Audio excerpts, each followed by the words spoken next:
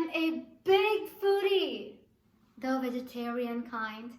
And let me tell you that I hate salads. I know that some of you are now questioning whether I survive just by breathing air then. Well, obviously that's not the case because I am Desi after all. I grew up on authentic foods and spices from all different parts of India. In the morning, I'll be eating dosa from South India. Lunch will be vada pav from the central. Evening snack will include the tea made in the east, followed by the best part. Dinner, Shahi Paneer from the capital, New Delhi. All this talk about Indian cuisine is already making my heart nostalgic. I know that everyone here must have felt nostalgic of something in this quarantine. I mean, I had plans this summer to visit India, and by now you must know for what, right? Yes, you are correct. It is indeed food. Unfortunately though, 2020 happened to all my happy plans. I moved to the US with my family a year ago. The change was overwhelming, making it hard for me to adapt to the new life. Everything changed so suddenly that time moved forward, leaving me behind with my past. However, today nostalgia certainly isn't viewed as something unnatural. Rather, it's thought of as a mild emotion that fosters social connectedness. On the contrary, Merriam-Webster dictionary states that the word was originally coined by a Swiss physician identifying it as a mental disorder in soldiers undergoing extreme homesickness. Nostalgic feelings are powerful and relevant in all our lives. When we don't critically examine our nostalgia for the past, we stay stuck in the past to our individual and collective disadvantage. So today, let's take a trip down the memory lane to examine the causes of how deeply nostalgia has infiltrated our lives and society as a whole, then identify the areas which are heavily affected by nostalgia. Finally, we will give a warm hug to the solutions. Don't worry, my solutions are immune to COVID-19. In the first 2 months after moving, I experienced sleep deprivation, had a lesser appetite, and was always sad or frustrated. Can you imagine a foodie with a less appetite? Though the most disturbing part was that I did not know how I could overcome this feeling and leaned toward things that made me feel more nostalgic. This is where nostalgia marketing comes in.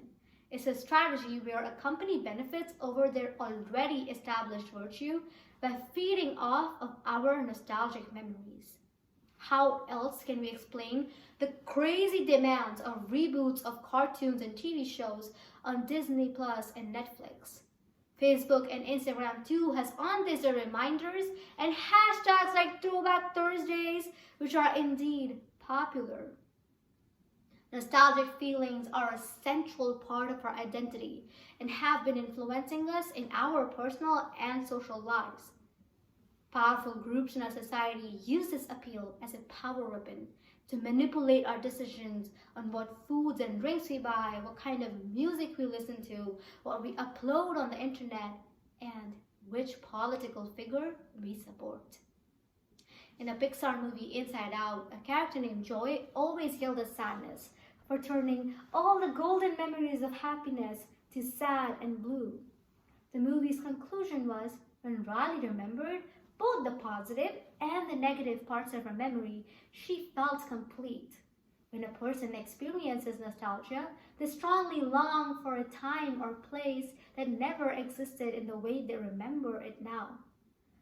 Nobel Prize winners Amos Tversky and Daniel Kahneman explained that our memory is complex and can be affected by certain factors, leading to bad decisions. This phenomena is called memory biases. Certain types are rosy retrospection, which makes one remember the past being better than it really was, or positivity effect, where older adults tend to favor positive information over the negative.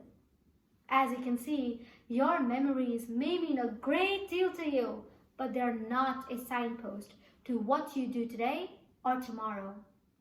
Though just knowing about this information will not stop us from trying to make things as they were before, especially in the status quo. During this pandemic, Black Lives Matter movement highlighted the societal flaw of racism. However, strong nostalgia for the past will block us from improving our present society because we tend to glorify the past. Standards of living show that most middle-class Americans would prefer America as it was 60 years ago. This false idea is buried deep in our psyche that things were good ones. But I think we all know that time was when white Christian men were dominantly controlling America, non-European immigrants were fewer in number, women and minorities did not have a say in the society, and LGBTQ community was struggling. So before saying that I was born in the wrong era, think about the people's struggles to achieve what we have today. Our textbooks are not new to this idea either. Texas Board of Education has been routinely rewriting our history books. Recently, some scholars recommended to refer to the slave trade as the Atlantic Triangular Trade. This was an attempt to expunge the brutality of slavery from our history by focusing on transportation of goods. How can we improve our present society without learning lessons from the mistakes made in the past? Such attempts not only hides the mistakes of many respected figures, but also undermines the impacts of many unknown legends. Have we all read about Harriet Tubman in our history books? I don't think so.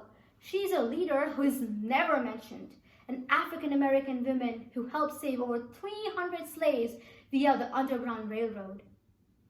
Social evils do exist in our society, and we can only get rid of them by adopting ways that are not influenced by the past's false reputation. However, greater societal changes may cause a small group that envisions the same glorious past to feel under threat. This may be the reason why we see spike in violence and hate crimes. So, finally, it's time to meet the solutions, and trust me, I am so ready for a warm hug. First, we will find ways to overcome nostalgia ourselves, then focus on how to make an impact that matters to our society. On a personal level, try to accept those feelings of nostalgia and protect yourself from deeply indulging in your memories. Try to make new memories. For me, I joined this speech and debate community where I met all these wonderful people who made me feel like home. In other words, remove all the nostalgic clutter from your mind and your room. Let go of the old things to make room for the new ones. I know that it is hard. I had to leave my whole comfort zone when I moved. My old novels, teddy bears, most importantly, my Lego castle. Furthermore, on a societal level, the most important is to do your own research before believing in an historical event or figure. Before making any decision that contributes to the society as a whole, reflect whether you are influenced by nostalgic feelings.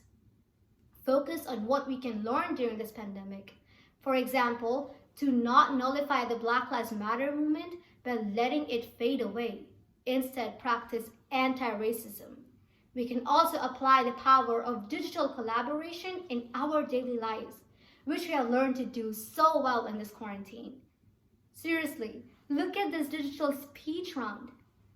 We can also help make our history books more diverse and inclusive by signing petitions. I am part of an organization named Diversify Our Narrative, which has all these wonderful resources to make a change.